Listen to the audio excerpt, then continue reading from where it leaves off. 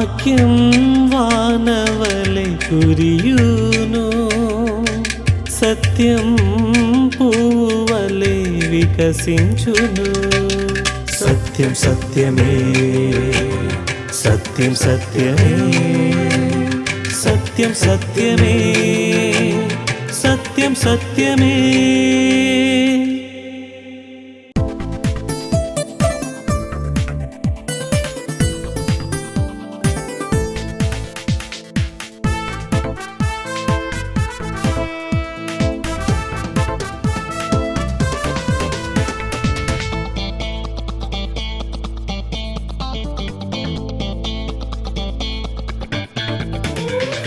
జీవితమనే మజిలీలో యేసయ్యలోనే ఉంది మజా, అసలైన మజా, నిజమైన మజా. జీవితమనే మజిలీలో యేసయ్యలోనే ఉంది మజా, అసలైన మజా, నిజమైన మజా. ఉన్నవాడు అనువాడు ఎల్లకాలం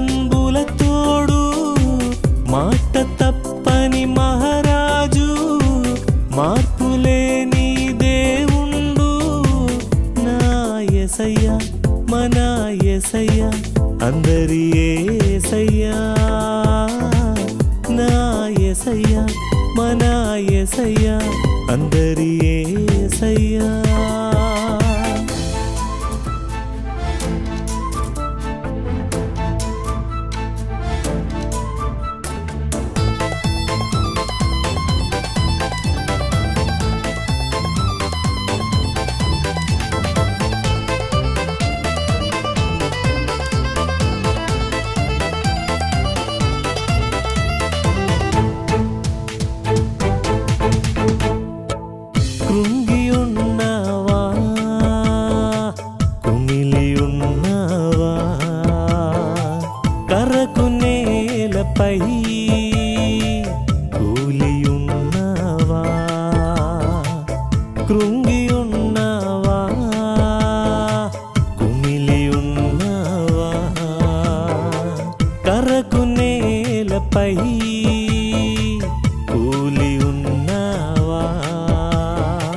కనికరించే యేసయ్యా, కరుణ హస్తము చాపనుగా, చింత ఎందుకు ఓనేస్తావు, అందుకో మరి ప్రభు హస్తం. నా నేస్తమా యేసుని నమ్ముమా, చింతను వీడుమా. నా నేస్తమా యేసుని నమ్ముమా, చింతను వీడుమా. సత్యం సత్యమే అనే ఈ కార్యక్రమానికి స్వాగతం. దేవుడు మీకు మంచి వాక్య సందేశం వినడానికి అవకాశం ఇచ్చారు. సత్యం సత్యమే.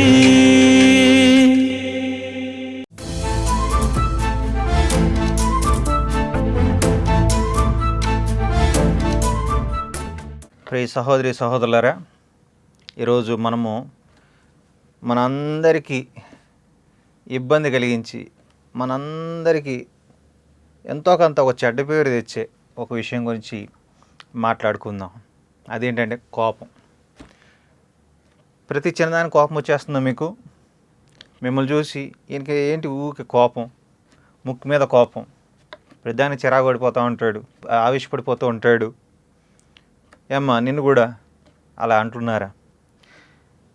ఏం చేయాలన్న ఈ కోపాన్ని నాకు అర్థం కావట్లేదు. అందరూ నన్ను కోపిష్ఠురాలు, లేకపోతే అన్న నన్ను కోపిష్టోడు అంటున్నారు. నాకు అర్థం కావట్లేదు ఏం చేయాలో. ఈ కోపాన్ని ఎలా కంట్రోల్ చేసుకోవాలి అని మీరు ఆలోచిస్తున్నట్లయితే ఈ సందేశం మీకోసమే. ఈరోజు మనం మాట్లాడే విషయం అంటే యాంగర్ మేనేజ్మెంట్. కోపాన్ని ఎలా మనం మేనేజ్ చేయాలి, ఎలా ప్రాపర్గా దాన్ని సద్వినియోగపరచుకోవాలి అన్న విషయం గురించి మాట్లాడుకుందాం. కోపం అనగానే చాలామందికి అదేదో ఒక విచిత్రమైన వ్యాధి అని అనుకుంటూ ఉంటారు. కానీ వాస్తవానికి కోపం అనేది మిగతా ఫీలింగ్స్ లాగే ఇది కూడా ఒక ఫీలింగ్, ఇది కూడా ఒక భావోద్రేకము అన్న విషయాన్ని మనము గుర్తించాలి. కోపం రాని మనిషి ప్రపంచంలో ఎవరు ఉండరు. ఎవరో ఒకరు ఏదో ఒక సమయంలో ఖచ్చితంగా కోపానికి గురవుతారు, కోపపడతారు. కోపపడిన మనిషిని ఈ ప్రపంచంలో మనం ఎవరిని చూడం. అంటే కోపం అనేది సర్వసాధారణమైనది అన్న విషయాన్ని ఫస్ట్ మీరు అర్థం చేసుకోవాలి. అయితే కోపం పాపమా అని మనం ఒక విషయాన్ని ఆలోచించి, చాలామంది కోపపడితే చాలు నేను పాపం చేసేసని ఫీల్ అయిపోతూ ఉంటారు. బైబిల్ ఏం చెప్తుందంటే కోపపడుడి కానీ పాపము చేయకుడి అంటుంది. కోపపడొద్దని బైబిల్ అంటలా, కోపపడవచ్చు కానీ ఆ కోపంలో పాపం చేయకూడదు. చూడండి, మనం కోపం వచ్చినప్పుడు కొన్నిసార్లు బండబూతులు తిట్టేస్తూ ఉంటాం, లేకపోతే కొన్ని వస్తువుల్ని పగలగొట్టేస్తూ ఉంటాం, సెల్ ఫోన్ ఇసిరి కొడతా ఉంటాం, టీవీని బదలు కొడతా ఉంటాం, లేకపోతే ఏదైనా దొరికితే దాన్ని ఇసిరేయడానికి ప్రయత్నం చేస్తూ ఉంటాం, కొన్నిసార్లు ఇతరులని మ్యాన్ హ్యాండిల్ చేయడానికి ప్రయత్నం చేస్తూ ఉంటాం, లేకపోతే మనల్ని మనం హర్ట్ చేసుకోవడానికి ప్రయత్నం చేస్తూ ఉంటాం. సో ఇవన్నీ కూడా పాపాలు. అంటే కోపం పట్టడం తప్పు కాదులే, కోపంలో పాపం చేయొద్దు అని బైబిల్ చెప్తాను. కోపపడటం ఎందుకు పాపం కాదు అని నీకు ఇంకా డౌట్ ఉన్నట్లయితే, దేవుడికి కూడా కోపం ఉంది. దేవుడు కూడా కోపపడ్డాడని బైబిల్లో మనం చూస్తాం. యేసు ప్రభు వారు కూడా కోపపడ్డారనే విషయాన్ని మనం చూస్తూ ఉన్నాం. సో దేవుడు ఎప్పుడు పాపం చేయడు కదా, మరి దేవుడు కోపపడ్డాడంటే కోపపడటం పాపం కాదని మనం అర్థం చేసుకోవాలి. మీరు చూస్తే ఒక విశ్రాంతి దినాన యేసు ప్రభువారు సబ్బాతు దినాన, విశ్రాంతి దినాన ఒక ఊచ చేయగలవాణ్ణి యేసు ప్రభువారు స్వస్థపరిచారు. దానికి ఆ పరిసయ్యులందరూ కూడా యేసయ్య పట్ల కోపంగా చూస్తూ ఉంటే అక్కడ యేసయ్య స్పందన ఎలా ఉందో మీరు చూసారా? మార్కు సువార్త 3వ అధ్యాయం 1-6 చూస్తే, ఆయన వారి హృదయ కాఠిన్యమునకు దుఃఖపడి కోపంతో వారిని కలియచూసి, ఎట్లా అంటే కోపంతో వారిని కలియచూసి నీ చేయి చాపమని ఆ మనుషునితో చెప్పాను. ఇక్కడ మనం గమనిస్తే యేసయ్య వారిని కోపంతో కలియచూశారు, అంటే యేసయ్య కోపపడ్డారు అన్న విషయం మనం చూస్తున్నాం. సో కోపపడటం మంచిదే. కొన్ని మంచి విషయాలను బట్టి ఒక అన్యాయం జరుగుతుంది, ఒక అక్రమం జరుగుతుంది, అప్పుడు కోపపడాలి. కోపపడకపోతే తప్పు. ఇక్కడ ఒక మంచి కార్యం యేసుప్రభువు వారు చేస్తూ ఉంటే వాళ్ళు ఏదో తప్పు చేసినట్లుగా వాళ్ళు చూస్తూ ఉంటే యేసయ్య కోపం వచ్చింది. ఇప్పుడు దేవాలయాన్ని వాళ్ళు దొంగల గుహగా మార్చేస్తే యేసయ్య కోపం వచ్చింది. నా దేవుని ఆలయాన్ని సమస్త జనులకు ప్రార్థనా మందిరం అయితే మీరు దాన్ని దొంగల గుహగా మార్చేస్తారని అక్కడ రోకలు అమ్మే వాళ్ళందరినీ కూడా ప్రభు బయటికి వెళ్ళగొట్టేశాడు. అక్కడ ప్రభు కోపంతో ఉన్నట్టుగా మనం చూస్తూ ఉన్నాం. అంటే దేవుడు మనకు అవమానం కలుగుతున్నప్పుడు, దేవుని కార్యాలని తప్పుదారిలోకి తీసుకువెళ్తున్నప్పుడు, దేవుడికి అవమానం కలిగే పనులు చేస్తున్నప్పుడు, దేవుడిని దుఃఖపెట్టే పనులు చేస్తున్నప్పుడు, పవిత్రంగా ఉండాల్సిన వాటిని అపవిత్రంగా మారుస్తున్నప్పుడు, మానవ స్వార్థాల కోసం వాటిని ఉపయోగించుకుంటున్నప్పుడు కోపపడటంలో తప్పు లేదు. యేసయ్య కోపపడ్డాడు. అక్కడ కోపపడటంలో తప్పు లేదు. అంటే కొన్ని విషయాల పట్ల మనం కోపపడాలి. న్యాయమైన విషయాల పట్ల కోపపడాలి, సరైన విషయాల పట్ల మనం కోపపడాలి. ఇంకొక విషయం మీరు గమనించారు, ఏలి తన కుమారులు తప్పుడు మార్గంలో పోతూ ఉంటే కోపపడలేదు, వాళ్ళని గద్దించలేదు, వాళ్ళని మందలించలేదు. మీరు ఎందుకు ఇట్లా నీచమైన పనులు చేస్తున్నారని కోపపడలేదు. తద్వారా వాళ్ళు ఇంకా పాపంలో చెలరైపోయారు. తను కోపపడి వాళ్ళని గద్దించుంటే, సరి చేసి ఉంటే బాగుండేది. అంటే అక్కడ కోపపడాలి, కోపపడలేదు, దానివల్ల చాలా నష్టం జరిగింది. కొన్ని సందర్భాల్లో మనము కోపపడాలి. కాబట్టి కోపం అనేది తప్పు కాదు. ఇక్కడ మీరు అనుకుంటారు, మా పిల్లోడు తప్పు చేసి కోపపడకుండా ఎలా ఉంటాను, నాకు అన్యాయం జరుగుతుంటే కోపపడకుండా ఎలా ఉంటాను, దేవుని విషయాల్లో వాళ్ళు మోసాలు చేస్తుంటే కోపపడకుండా ఎలా ఉంటాను. నీ కోపం న్యాయమైంది, కోపపడటంలో తప్పులేదు. కానీ ఆ కోపంలో దాన్ని కంట్రోల్ చేసుకోవడం చేతకాక దాన్ని ఆ టైంలో మనం పాపం చేయకూడదు. అది ఇక్కడ ఇంట్రెస్టింగ్ విషయం. కొన్నిసార్లు కోపాన్ని మనం ఏం చేస్తామంటే ఆ కోపాన్ని మన మీదే మనం చూపించుకుంటాం. తలబద్దలు కొట్టుకోవడం, లేకపోతే ఇంకా రకరకాల వినాశకరమైనటువంటి పనులు చేయడం అనేది అది తప్పండి, అది పాపం. రెండోది ఏంటంటే ఈ కోపాన్ని, ఎవడి మీద ఉన్న కోపాన్ని ఇంకోటి మీద చూపించడం. మీ ఆఫీస్లో బాస్ తిట్టాడు, దానికి మీ ఇంటికి వచ్చి మీ ఆవిడ మీద ఎగరడం. ఎవడో ఏదో నీ ఫ్రెండ్ అన్నాడు, ఇంటికి వచ్చి నీ పిల్లల మీద ఎగరడం, వాళ్ళని కొట్టడం, వాళ్ళు చిన్న తప్పు చేస్తే ఇంత పెద్ద పనిష్మెంట్ ఇవ్వడం. ఈ రెండు తప్పే. కోపంలో నిన్ను హర్ట్ చేసుకోవడం తప్పే, వేరే వాళ్ళ మీద తప్పు చేయనటువంటి వాళ్ళ మీద ఆ కోపాన్ని ప్రదర్శించడము తప్పే. ఈ రెండు కూడా బ్యాడ్ అనే విషయాన్ని మనము గుర్తించాలి. కోపం ఎలాంటిదంటే, నీకు జ్వరం వచ్చినప్పుడు నీ శరీరంలో ఏదో బలహీనత ఉన్నది అన్న విషయం ఎట్లయితే బయటపడుతుందో, నీ కోపం వచ్చినప్పుడు కూడా నీలో ఏదో ఒక హట్ అయ్యేవని, నీలో ఏదో బాధ కలుగుతుందని, నీలో ఏదో ఇబ్బంది కలుగుతుందనే విషయాన్ని నీకు తెలియజేస్తుంది. అర్థమవుతుందా? జ్వరం వచ్చినప్పుడు మనం దాన్ని ఎట్లయితే ప్రాపర్గా ట్రీట్మెంట్ ఇవ్వాలనో, అలాగే కోపం వచ్చినప్పుడు కూడా దాన్ని ప్రాపర్గా మనం ట్రీట్ చేయాల్సిన అవసరం ఉన్నదనే విషయాన్ని మీరు దయచేసి గుర్తించవలసిందిగా మనం చేస్తున్నాను. కోపాన్ని అణుచుకోవడం ప్రమాదం. కొంతమంది ఏం చేస్తారు, ఆ కోపాన్ని వచ్చినా కూడా బయటకు చూపించరు, లోపలే దాచుకుంటారు, పైకి నవ్వుతూ మంచిగా మాట్లాడతారు, అసలు ఏమి జరగనట్టే మాట్లాడతారు. అణుచుకుని ఏం చేస్తారంటే ఒకరోజున విస్ఫోటనానికి గురవుతారు, బ్లాస్ట్ అయిపోతారు. అది కూడా చాలా డేంజరస్. సో అణుచుకోవడము అంత మంచిది కాదు. అలాగే కొంతమంది ఇమ్మీడియట్గా స్పాట్గా రెస్పాండ్ అయ్యే కోపం వచ్చేసి పిచ్చిగా మాట్లాడుతూ ఉంటారు. అది మంచిది కాదు. లోపల దాచుకుని లోపల అగ్నిపర్వతం దానిలో పేరుకుపోయి ఒక రోజున విస్ఫోటనం అవ్వడం మంచిది కాదు. నా కోపం వచ్చిందని చెప్పి పిచ్చిగా మాట్లాడడం, దాని ఇష్టం వచ్చినట్టు ఎక్స్ప్రెస్ చేయడము కరెక్ట్ కాదు. ఈ రెండు కరెక్ట్ కాదనే విషయాన్ని మనము గుర్తించాలి. మరి ఏం చేయాలి? ఫస్ట్ నువ్వు చేయాల్సింది ఏంటంటే, నేను అర్థం చేసుకో. నీ కోపంకి గల కారణాలు ఏంటో అర్థం చేసుకోవడానికి ప్రయత్నం చేయి. ఎందుకు ఈ కోపం నీకు వచ్చింది? ఈ ఫీలింగ్ నీకు ఎందుకు వచ్చింది? ఈ చిరాకు నిన్ను ఏం చేస్తుంది? దేనివల్ల కలిగింది? ఈ కోపడటం కరెక్టా కాదా? నా కోపం న్యాయమైందా కాదా అనేది ఒక్కసారి కొంచెం ఆలోచించడానికి నువ్వు ప్రయత్నం చేయి. నీ కోపము రేషనల్గా ఉండాలి, నీ కోపము అర్థవంతంగా ఉండాలి, పిచ్చిగా ఉండకూడదు. తొందరపడు. ఎస్పెషల్లీ కోపం వచ్చినప్పుడు నువ్వు చాలా కేర్ఫుల్గా ఉండాలి. ఆ టైంలో తొందరపడ్డావో, ఆ టైంలో ఏదైనా పని చేయడం పూనుకున్నట్లయితే నువ్వు ఎంతటి విధ్వంసానికైనా ఒరిగట్టేటువంటి ప్రమాదం ఉంది, ఎంతటి భయంకరమైన మాట అయినా కూడా నోరు జారేటువంటి ప్రమాదం ఉన్నది. నిన్ను చుట్టుపక్కల ఉన్న వాళ్ళకి చాలా ఇబ్బందికరమైన వ్యక్తిగా నువ్వు మారిపోయేటువంటి ప్రమాదం ఉంది. కాబట్టి ఆ టైంలో ఎట్టి పరిస్థితులు నువ్వు తొందరపడద్దు. కోపం వచ్చినప్పుడు నీ మీద ఒకవేళ తొందరపడే మనిషి, కోప్పడే మనిషి అనే పేరు నీకు ఉన్నట్లయితే నువ్వు ఇంకా కేర్ఫుల్గా ఉండాలి. వీలైతే ఆ టైంలో కొంచెం బ్రీతింగ్, ఒక 10 సార్లు ఎక్కువగా బ్రీతింగ్ తీసుకున్నట్లయితే నీకు కొంత నెమ్మది కలగడానికి అవకాశం ఉంటుంది.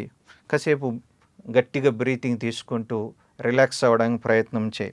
ప్రసంగి 3:7లో ఒక మాట ఉంది, ఏంటో తెలుసా? మాట్లాడటానికి సమయం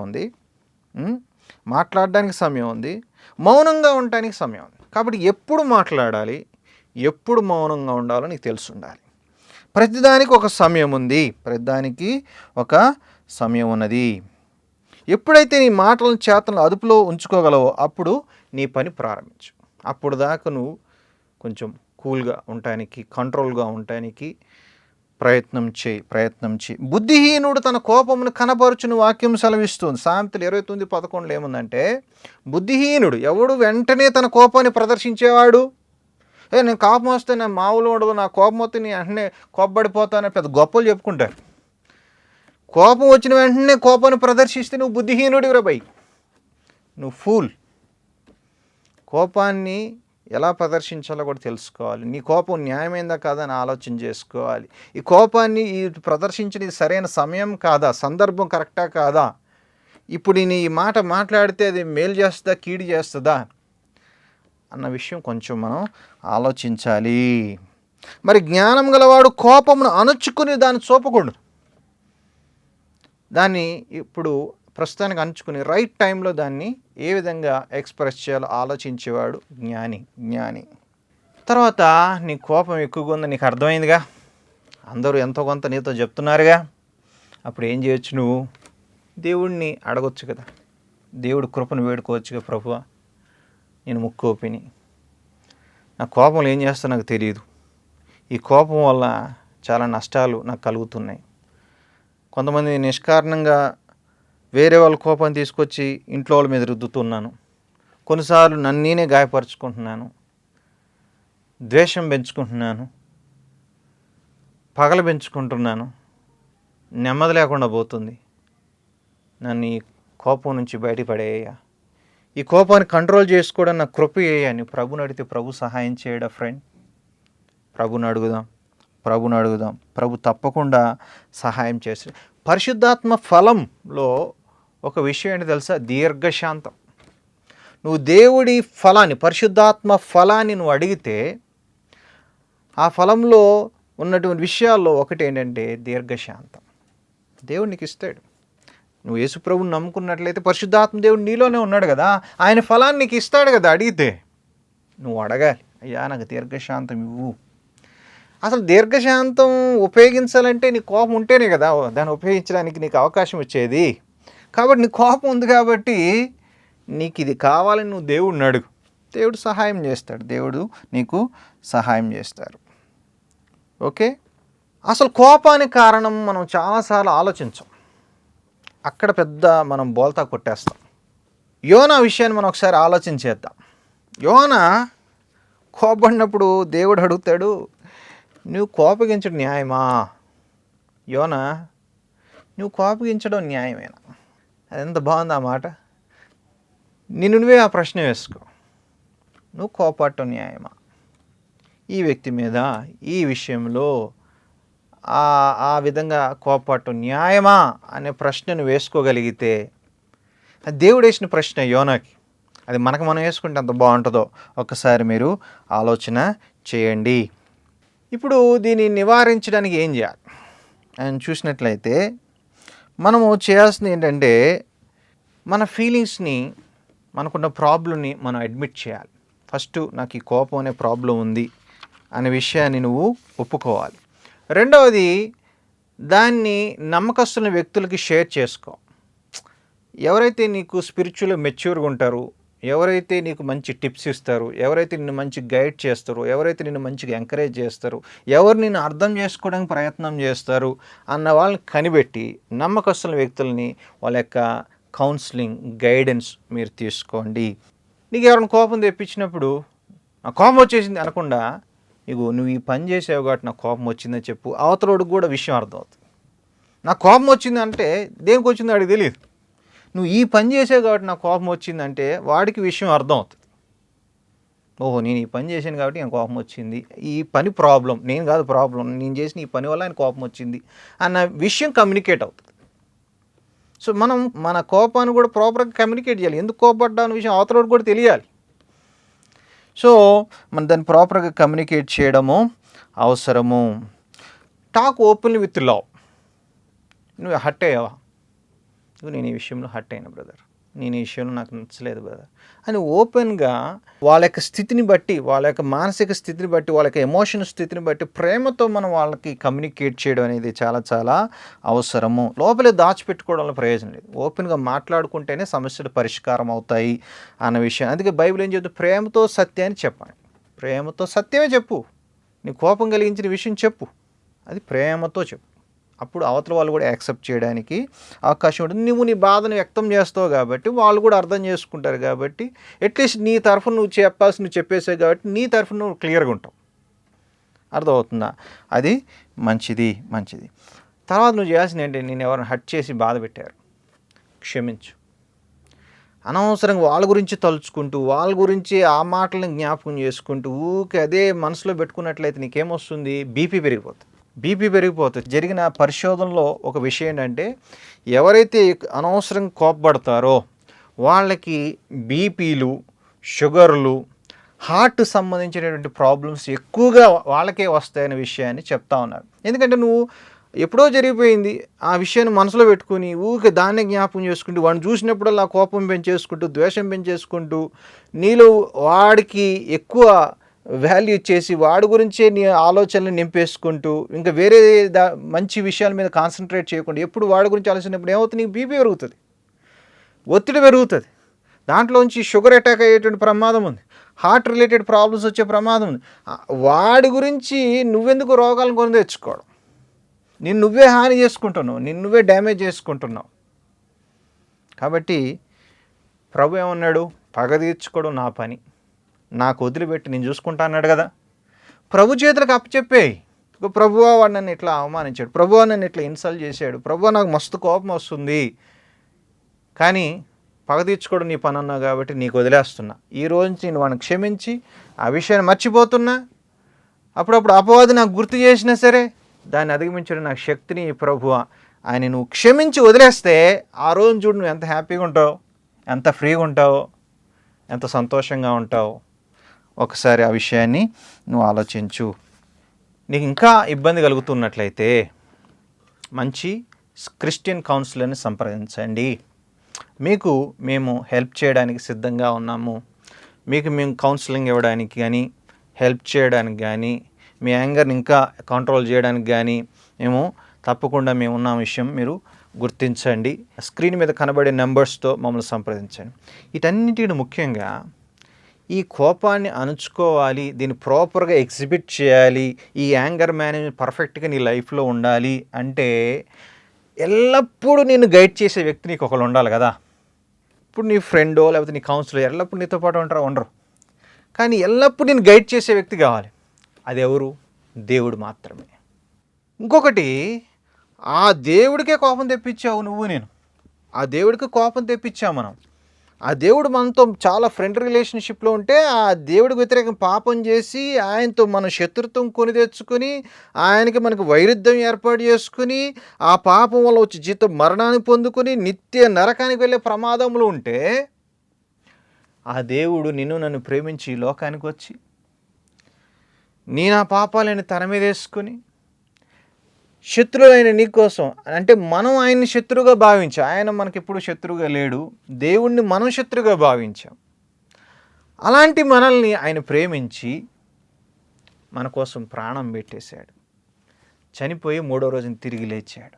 చూడు ఆయన ప్రేమ ఎంత గొప్పది. నువ్వు ఆయన శత్రువుగా వెళ్తే, ఆయనకు శత్రువుగా నడుచుకుంటే, నిన్ను ప్రేమించి నిన్ను సృష్టించి నీకు కావాల్సిన అన్ని ఇచ్చి, నీకు ఆయుష్నిచ్చి, నీకు జ్ఞానం ఇచ్చి, తెలివితేటలు ఇచ్చి, వివేకం ఇచ్చి, ఆరోగ్యం ఇచ్చి అన్నీ నీకు ఇస్తే నువ్వు ఆ దేవుణ్ణి కాదని చేదరించి సాతాన్ని వెంబడిస్తూ పాపంలో జీవిస్తూ ఉంటే, అలాంటి నిన్ను ప్రభు ప్రేమించి నీకోసం నిన్ను వెతుక్కుంటూ వచ్చి నీకోసం ఆయన ఈ లోకం ఎన్నో కష్టాలు అనుభవించి నీకోసమే శిలువలో చనిపోయాడు, సమాధి చేయబడ్డాడు, 3వ రోజున తిరిగి లేచాడు.